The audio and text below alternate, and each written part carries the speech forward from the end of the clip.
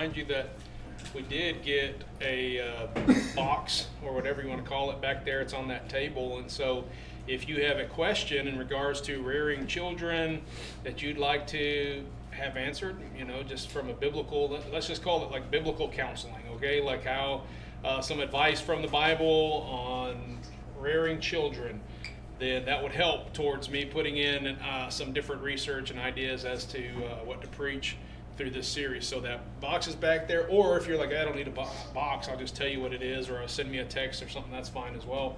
But I will be looking at all of those and considering. Okay, so you're probably familiar with this story. Abraham is getting old in age, and now his wife passes away, and so he takes his servant. Now this servant was not just a regular old servant. Has been with him his whole life. He loves his master loves him, and in fact, at one point when God was saying like, hey, you're going to raise up seed and they're going to, I'm going to fulfill all these promises, he's like, well, I have this servant, like he's like a son to me, like how about he lives for you, like, that's how close they were. So now all this many years later, Isaac's been born, and Isaac is growing up, and he tells his servant to go to, he tells him the family members, he tells them where to go, and he's like, go there. Basically, like, you're going to find my son Isaac a wife there, and God will show you, and these are the things you'll look for, all these kind of different things. And so they get there, and long story short, the servant finds Rebecca, says, she's the one, approaches Rebecca's dad and says like, hey, my master Abraham, and he goes through the whole routine, and long story short, they end up getting married. Okay, so I'll just ask you this from any child in here, whatever age, like obviously you're thinking about marriage someday in the future, what would you think, how about guys, okay, let's start with the guys. What would you think, guys, if your parents just said, you know what, I'm going to go find you a spouse? Some guys would be like, hey, man, that makes it easy on me. But most guys would be like, no, what are you talking about? I want to pick my own, thank you. But he says, he sends his servant, go find my son a spouse. And he comes back and says like, hey, we found her.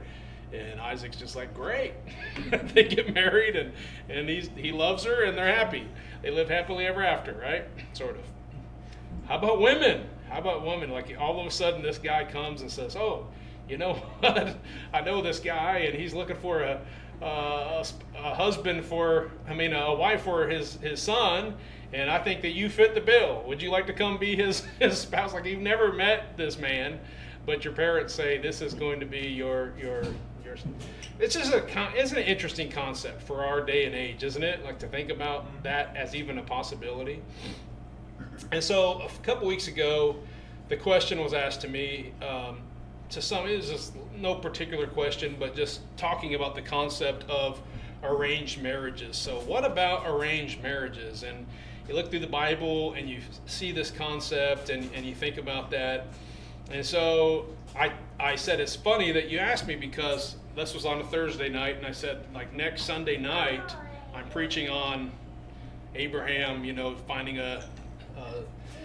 passing on the torch is what the idea was, and he actually invests into his son's life, tries to find him a wife, and all this kind of stuff.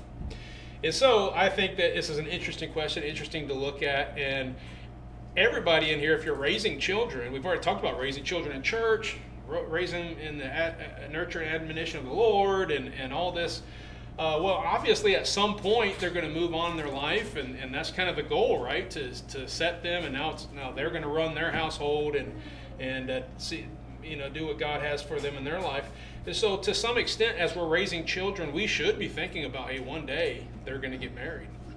Now, I know when Viviana was born, there was immediately like two families who had children that are like, oh, I got your future husband. Like, this is, how many of you guys have had that? You've played that out already. Maybe you've already arranged somebody in the church, like that's going to be your future spouse.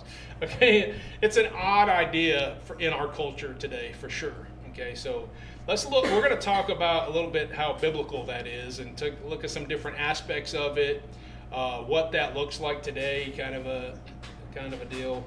Obviously, culturally, there are parts of the world where this would be more accepted and natural, and then in the United States definitely would be very odd and very unnatural. And I'll talk about this a little bit more probably in a minute, but typically when someone says arranged marriage, they're thinking about like when kings, like as soon as a child's born, literally like, hey, we have your spouse set for you, like there's no argument about it, you're going to marry this person. And that's not necessarily, you don't really see that in the Bible necessarily. I can't think of a place where that exact situation happens. It's a little bit different, but you might think of it as an arranged marriage in the sense of the kids didn't really have that much say over it or whatever. That tends to be what people are thinking, that every marriage in the Bible is like that. Okay, so I'll address some of that. But first let me get started by just talking about just the definition of marriage. Believe it or not, it's somewhat controversial. What exactly makes a marriage? I'm not talking about like man, woman. We all get that, okay? We're, man, woman, lifetime. We all get that. But I'm saying, like, how does someone decide that they're legally married?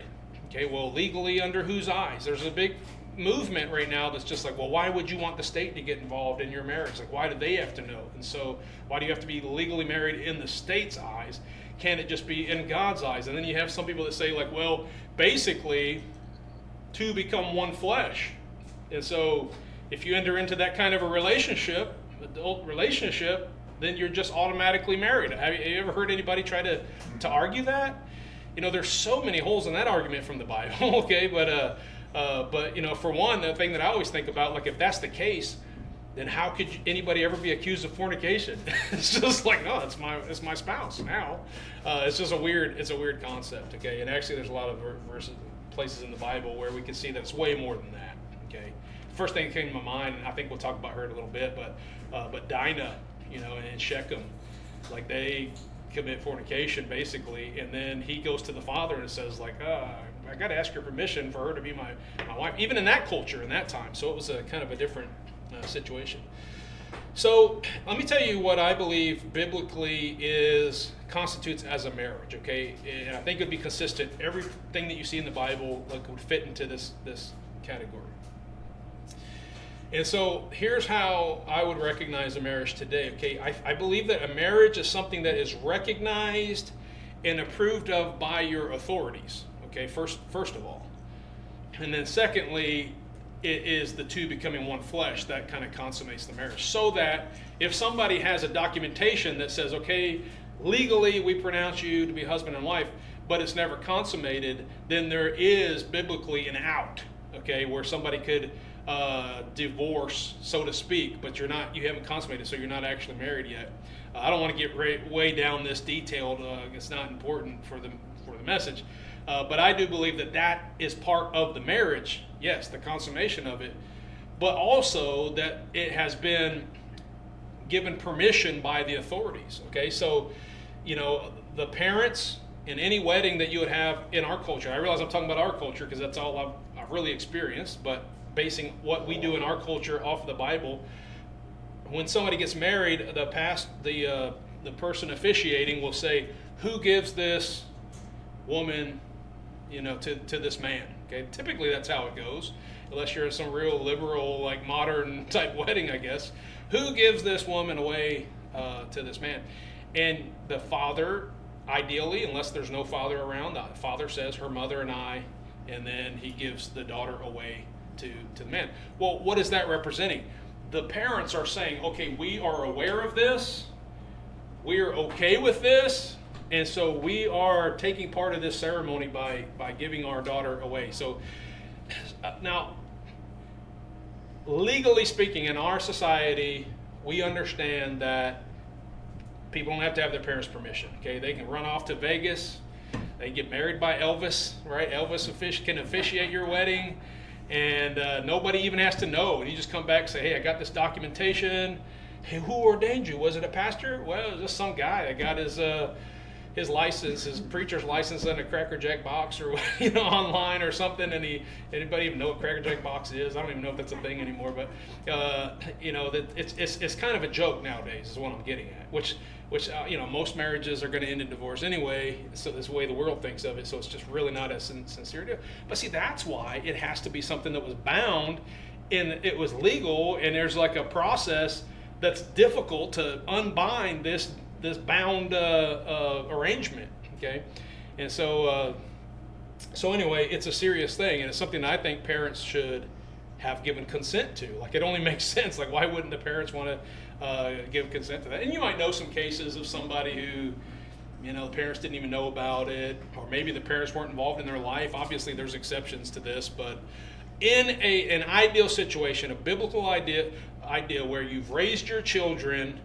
when it's time for them to get married, they have your consent. And this is, call it old-fashioned or whatever, but this is why, like, I would tell every young man who is thinking about asking somebody to, to be that one, hey, you better go talk to the parents, because they're the ones that are going to give the consent. If you do anything behind their back, you're just asking for problems and stuff like that, okay? So I do believe that is part of what is a marriage is. So I believe that, being recognized by the authorities. Well, you've got your parents. That's the main authority in your life, which we'll talk about here in a little bit. You've got the pastor that represents your spiritual authority. And this is authority on earth, I understand, but this is how we operate, right, in this world. So you've got your spiritual authority, who is that pastor. Well, nowadays, a lot of people don't even get married. Their pastor's not even really the one that is officiating. And if somebody from this church, has another idea of getting married, but they'll come to me and talk to me for, try to get advice or whatever. But then they go and have somebody else marry them. Like, I understand the society's so different and different thoughts about all that. But if you want my opinion, you really want to know what I think, and I can't point to a verse to share this with you. But why wouldn't you want your pastor, who's your spiritual leader, to be the one who is granting the permission, and saying, like, we recognize this. And one of the reasons why is because I am not going to marry somebody who is involved in something that the Bible says, hey, these two shouldn't get married. And so, like, I'm not going to officiate that wedding. But I would officiate a wedding that I'm like, hey, I see no reason these two can't get married. Does anybody else know a reason? Somebody speak now or forever hold your peace. Do you understand where all these things happen? Like, it's not just old-fashioned way of doing it. There was a reason they did all this stuff. Okay, you're giving the authority to these two people to be married. And then I believe that, it should be recognized by the state. You say, like, well, why should the state have any saying in it? Well, because everything that you do is going to, is in this life is going to be under the ordinance of man, right? Whether you're paying taxes, whether you're doing all these different things, and why would you try to hide that from them anyway? Like, what's the point of that? Like, I'm married. We are one flesh, okay? So everything that's mine is hers, and everything that's hers is mine, and so go ahead and allow that to legally be documented and all that kind of stuff. I don't see any reason not to. And there are, like I said, philosophies out there that say, like, well, that, we don't believe that the state should have anything to do with the marriage. Well, probably if your parents are consenting and your pastor's consenting, they're both probably going to say, like, well, yes, get it legalized by the state, because that's the way we think that you should do it. And so when it all comes down to it, that's just, I think, what is going to constitute a legal marriage, and then they consummate the marriage and that physical union, the two become one flesh, and they're married, and they're indebted, not indebted, well, I guess indebted, but vowed to one another, okay, for the rest of their life. So technically, listen to this. If the parent or the pastor indeed has the authority to decide, yes, you can marry that person, no, you can't marry that person, all of a sudden we're not really that far away from the concept of an arranged marriage, are we?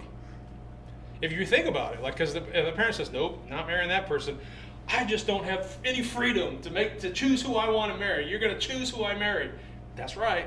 You see what I'm saying? It sounds a lot like an arranged marriage, because you're just like, no, that person doesn't meet the qualifications of the person who's going to marry my daughter, for instance. And no, that's not a girl that I am going to allow my son to go after, or whatever. The parents definitely have a say, and they should have a say. Now, in our society, this is backwards. Our society is just like, no, you let your children do whatever they... Love is love. I mean, how far do you want to go with this, right? And you just let them go marry whoever they want to marry. No, you're the parent. God entrusted them to you, And so you help them to make these decisions in their life all the way up to the point where they leave the house and they now belong to somebody else, and then you just back off. Okay, that's the way, the biblical model that we see. And so basically there are just 2 points to this message that I want to share that I think will be helpful for us in considering the idea of how our children are married, and from the children too. Children, pay attention, because one day you're going to be, thinking about this.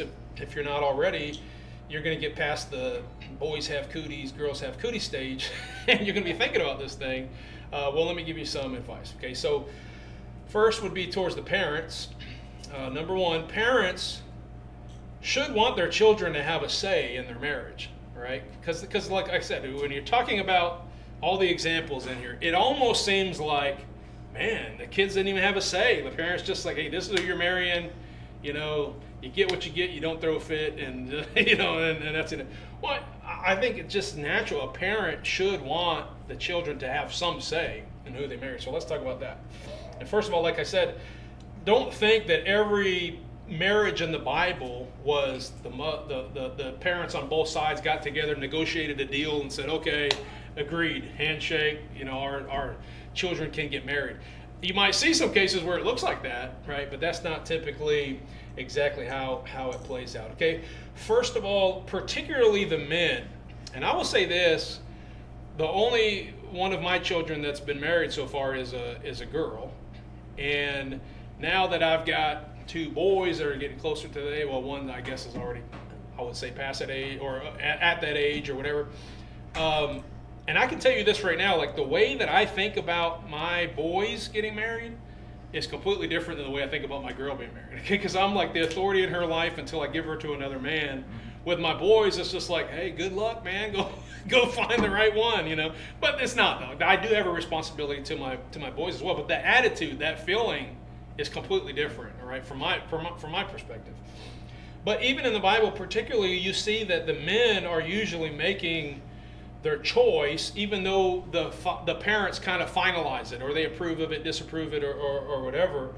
And in some cases, even when they disapprove, the children still get married. But I believe that should be the case today, that the men should be looking for that one, and they see this concept in the Bible. It's just like, hey, I'm interested in this girl. And then the parents have to think through, like, hey, is she a good girl? Is she, maybe even start thinking about who her parents are and all these kinds of things. This is just typically how it goes. So look even in our text here in Genesis 24, look at verse 58. Because even in the way that this is written, it looks like Rebecca doesn't have any choice in the matter. But if you look closely, she does have her feelings are considered here. Genesis 24, verse 58. And they called Rebekah and said unto her, wilt thou go with this man?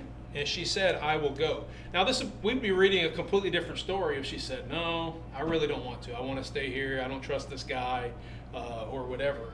But she said, sure, I'll go. Which sounds like a crazy thing, like something you would only read in a story or watch on a movie, right?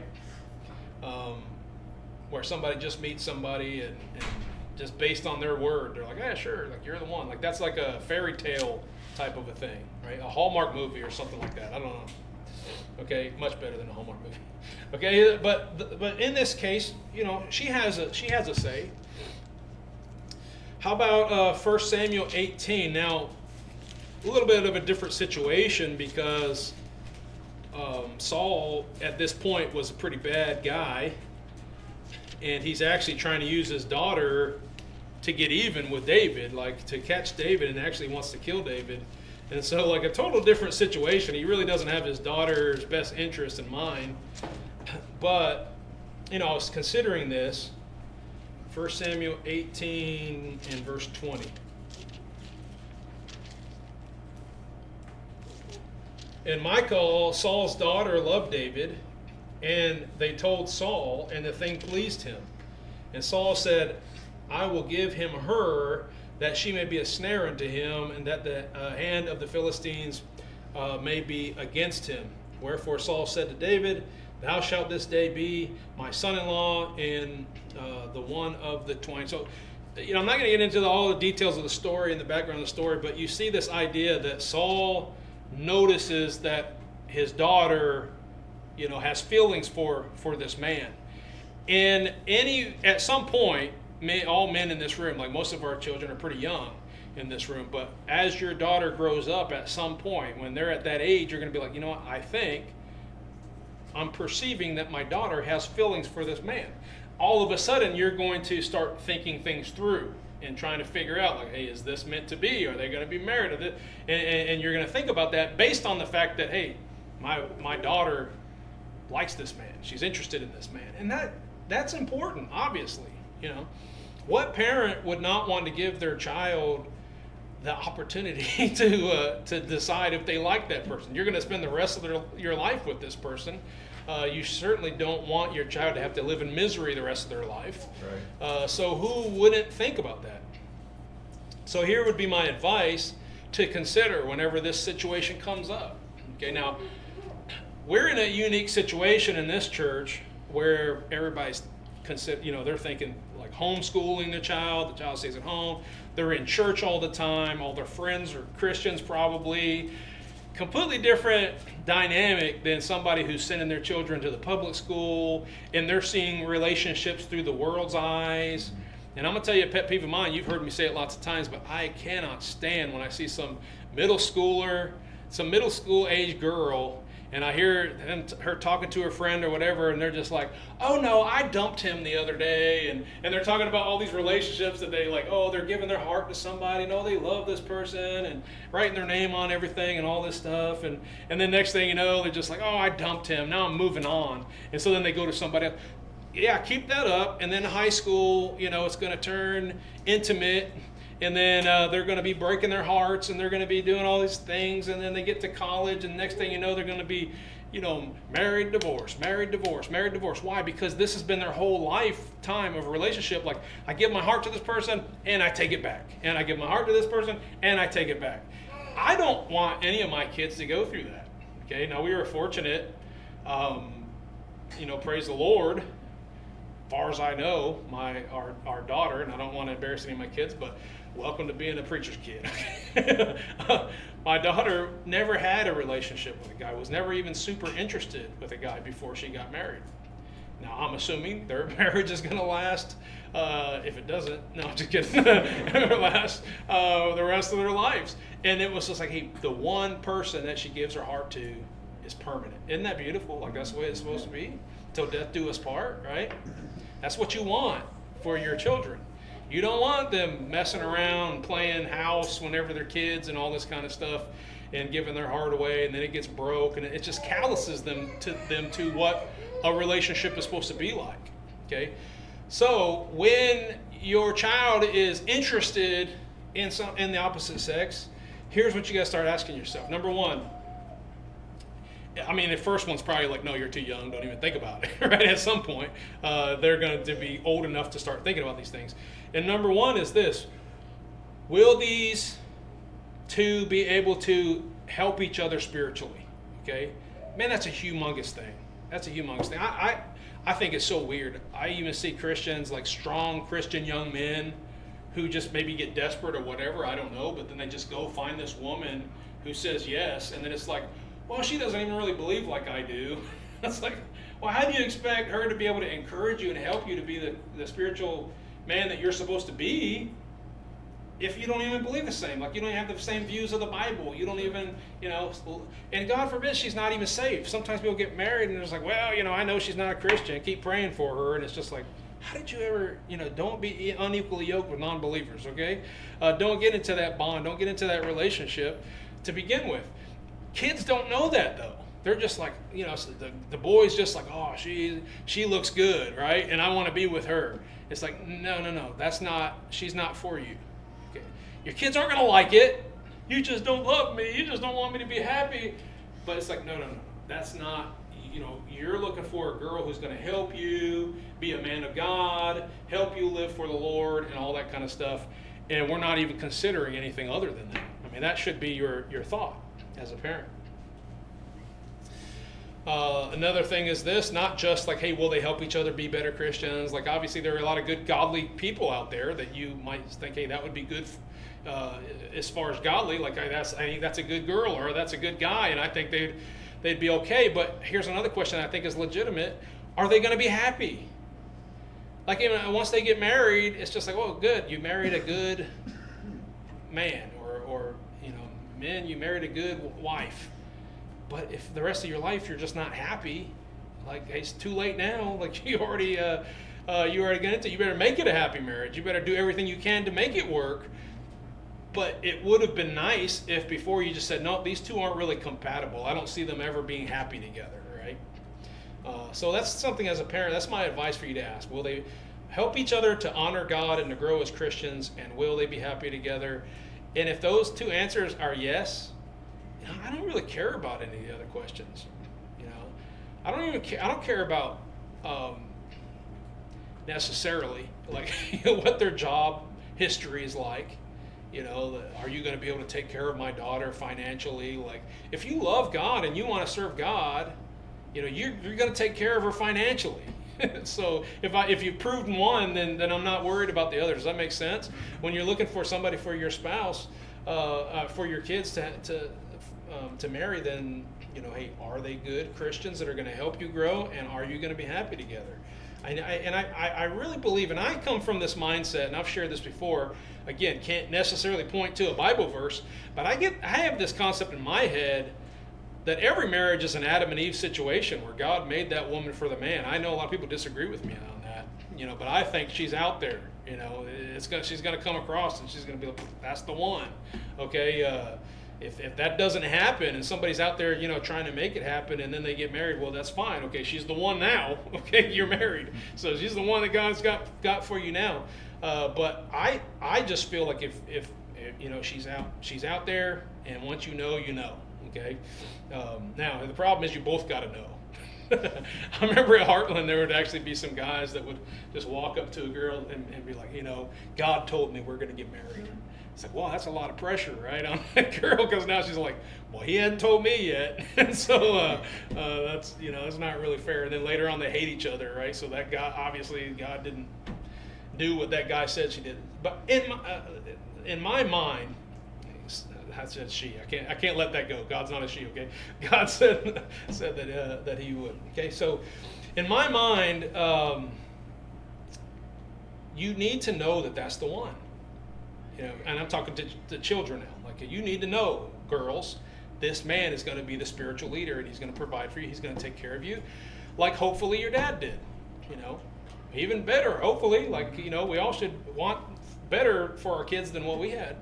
And so, like, my hope would be that my daughter's husband would be even greater spiritually than I was. Like, be able to do in tune with God more than I was. Be able to provide for her spiritually more than I was for my wife. Like, that should be your goal, okay, in my opinion. And so, I believe it's important, with that being said, that a child knows you don't have to say yes.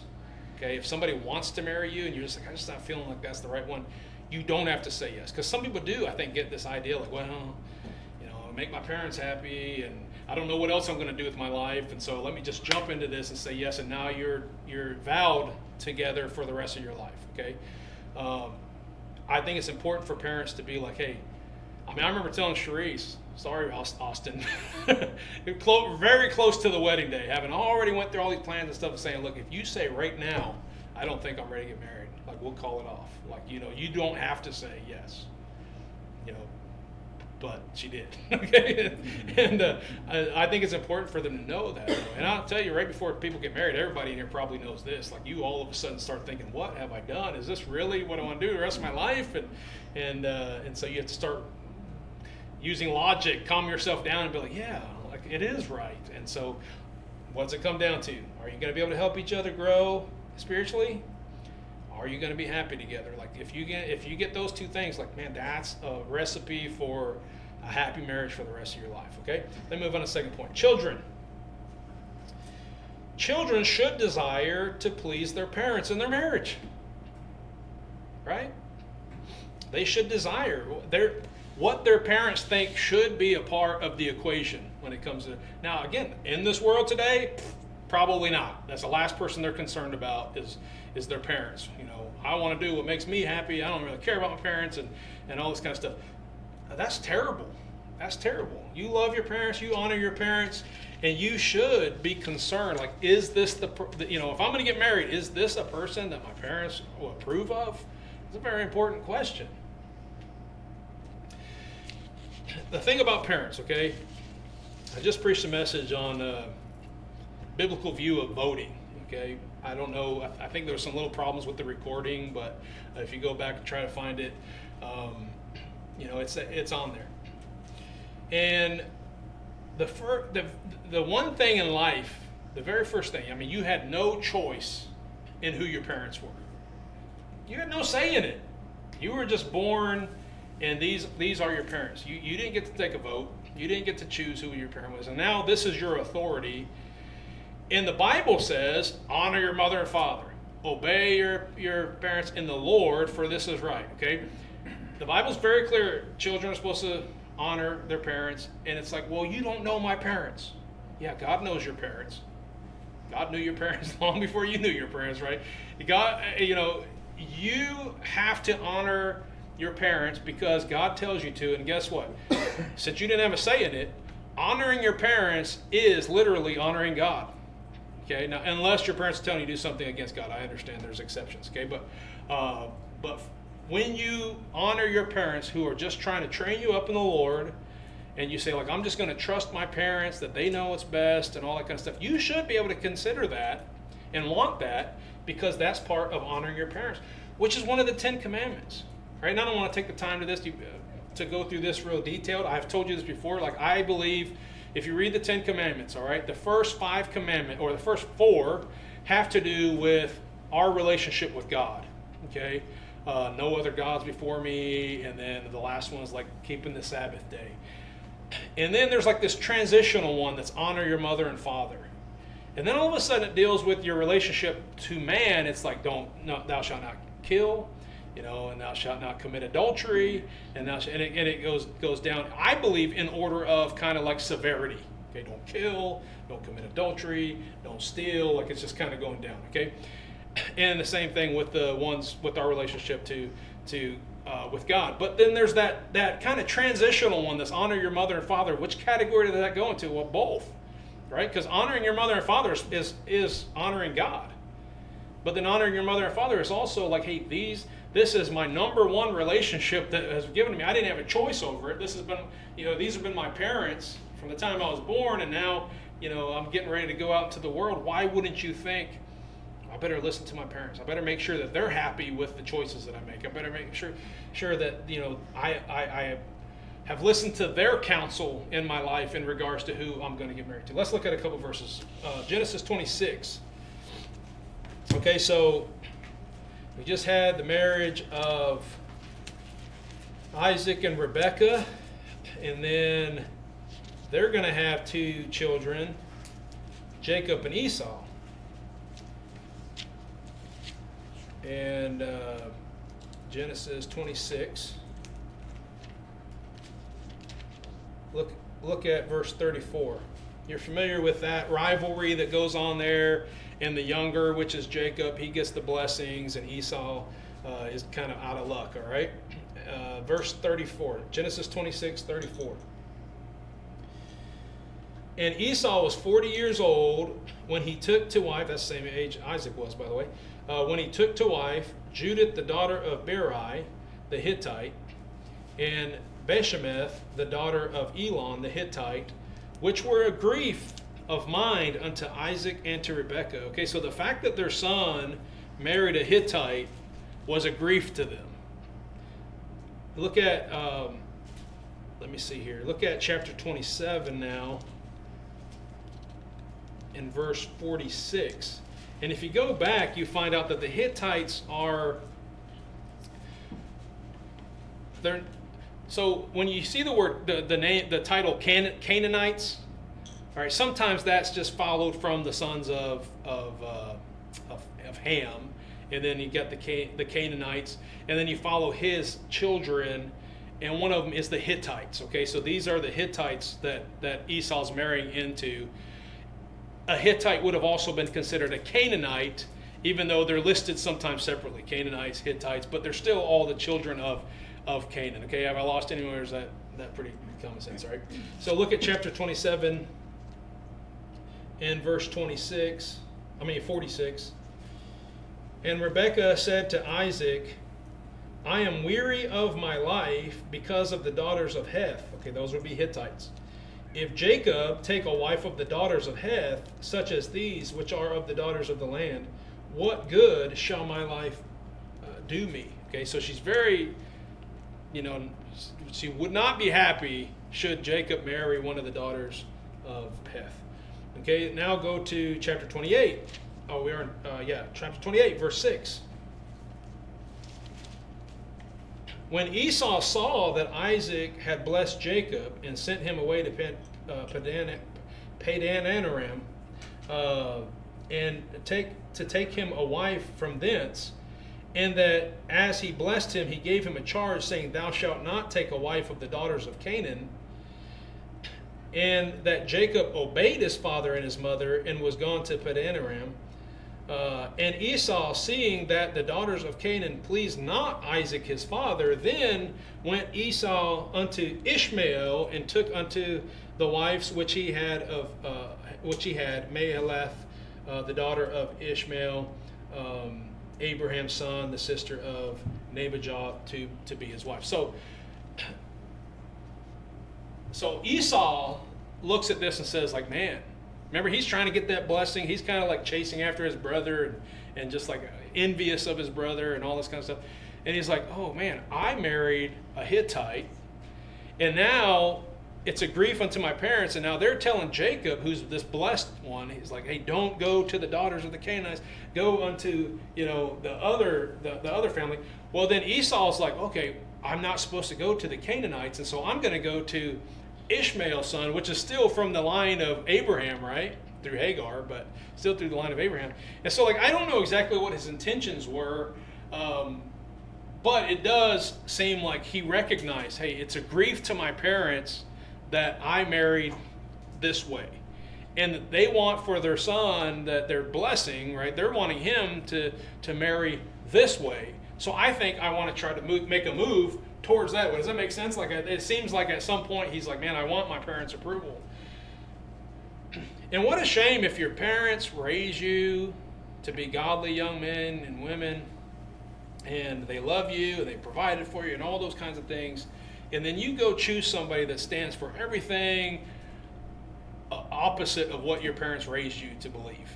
And I know it happens all the time. People just quote unquote walk away from the faith, and I don't want this lifestyle anymore. My parents forced me to go to church and all this, and so they go out and they marry like the most wicked person they can find and think that they're going to make them happy. Well, I'm telling you, one day, everything that you've been taught in your life is going to pop back up, and you're going to be like, what have I done? I've just gotten myself into a big mess. And meanwhile, my parents are grieving. I broke their heart by going total opposite direction than what they wanted from me. That should be something that kids consider when they're thinking about who they're going to marry. This attitude of, I can't wait till I get out of the house and I'm just going to do my own thing and I'm going to do everything opposite of parents. No, you stop thinking that way, because it's not what's going to work out best for you. It's not what's going to make God happy, and ultimately you're going to break your parents' heart. Okay, you don't want to do that. Let's look at a kind of a negative example. Okay, Judges chapter 14.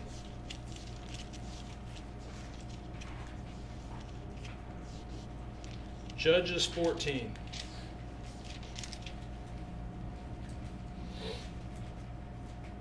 And Samson went down to Timnath and saw a woman in Timnath of the daughters of the Philistines. Those are all enemies of Israel as well, okay? And he came up and told his father and his mother and said, I have seen a woman in Timnath of the daughters of the Philistines. Now therefore, get her for me to wife. Then his father and his mother said unto him, Is there never a woman among the daughters of thy brethren, or among all my people, that thou goest to take a wife of the uncircumcised Philistines? And Samson said unto his father, Get her for me, for she pleaseth me well. But his father knew not, his father and his mother knew not that it was of the Lord that he sought an occasion against the Philistines. For at that time the Philistines had dominion over Israel. Now, I don't actually, but when I read this text, like I don't think what the text is saying is like Samson knew that if he marries this woman, he can get in there and he can destroy the Philistines. I think it's kind of, I mean, it seems obvious in the text that Samson was just like, he saw this woman and he liked her and he said, like, get her to be my wife. And I think if you read this together and you try to see what's going on here, God's working things out for the good, even though it was a bad situation, bad attitude, and God knew. It's just kind of like whenever Joseph's brothers sell him into Egypt, and he says, hey, you meant it for evil, but God meant it for good. It doesn't mean that it was okay for it to happen, okay? It's just that God took a bad situation and allowed good to come from it. But Samson's attitude was a terrible attitude to have. Like, hey, that's who I want to marry. And even go so far as to say, get her for me to wife. It's just like, hey, you're his parents, say no. But I don't know the situation. It just seems to me like they just weren't very good or strong parents in that way. And so they didn't even fight him on it other than to say like, oh, please, son, don't do so wickedly. Kind of like Eli and his sons, right? Look, your children, you should have your parents' interest at heart. And you shouldn't just go after what you feel is right in your heart, because your heart's desperately wicked, the Bible says, okay? Trust your parents, trust the Lord, and that should be very important. So if the parents love their children, like, hey, I want you to be happy, I want you to have a say in who you marry, like, I want you to be happy, and the children are thinking, like, I want my parents to be happy with the person I choose, and then there's almost like a negotiation going on, you know what I mean, between, hey, is this the right one? Is this the person who'd be good to marry? Like, you both should be kind of thinking about that, and to this point where it's like, that's the one. We know, both parents and children, like they are convinced that this is the one. Man, that's a recipe for a happy marriage right there, and a successful marriage. So, of course, God, can take a bad situation, because not this perfect, ideal situation that I'm presenting to you, like obviously not everybody, people have already made mistakes, or something's going to happen and they don't have that parenting, stipulation, but that's an ideal situation. But even if God's, you've ended up in a situation that wasn't ideal to begin with, obviously God can take that and turn it into a good situation. Okay, when I'm preaching on what the Bible says and what I think is the best way and what's right, that's not saying like everyone who hasn't done it that way or who's messed up in the past, or like you're just trash and you're garbage and God can't use you anymore. Like, don't even think that kind of obviously do what is right before God now in your marriage. But I'm just telling you, as parents who are trying to raise your children, you need to be thinking like, hey, I might not have a perfect situation, but I want my children to have that perfect situation as close as I can.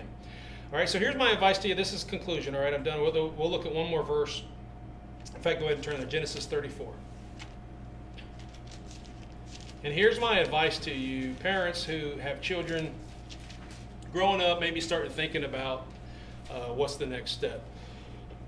Number one, it's so important. It sounds so elementary, but it's true. Raise your children to love the Lord and to recognize what's good and what's bad for them, okay?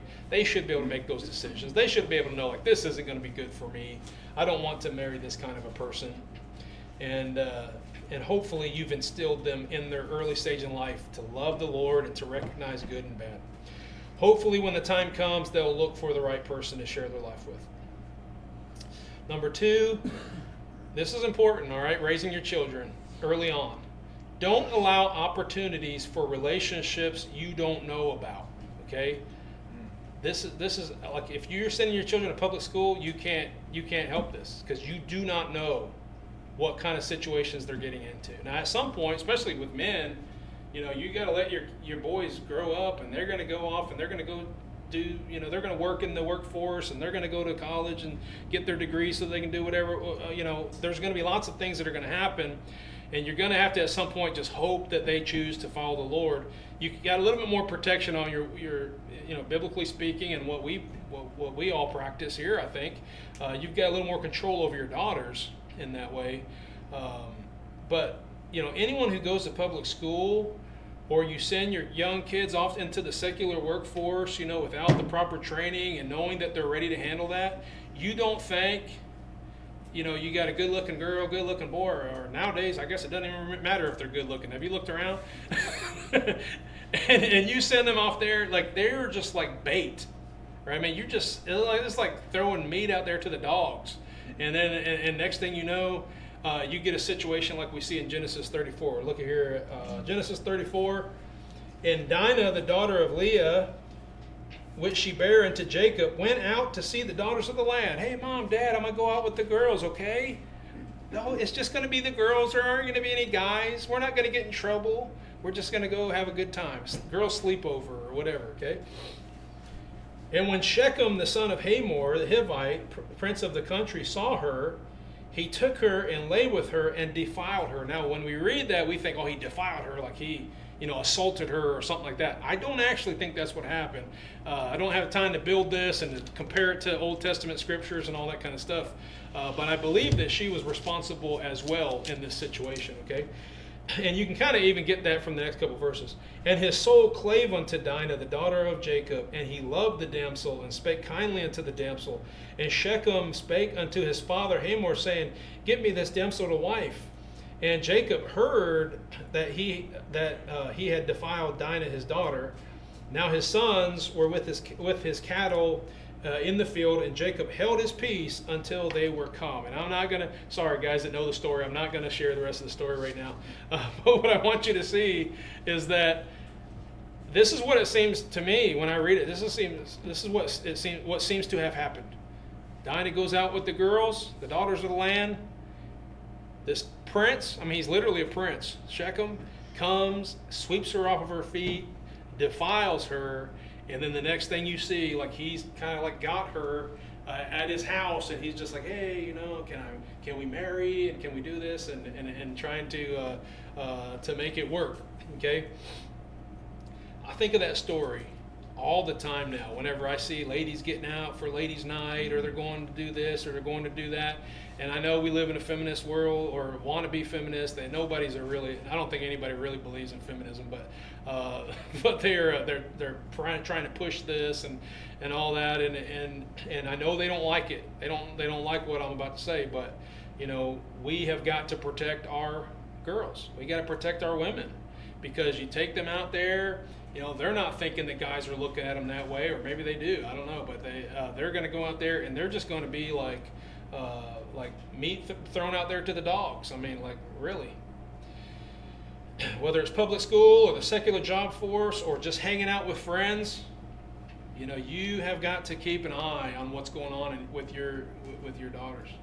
And with your young men as well. But like I said, eventually you're going to have to be able to let go of those men to go be the men that they need to be and enter into that relationship. But it's your job while they're young to make sure you're keeping them protected. Like you're the protector and the provider, right?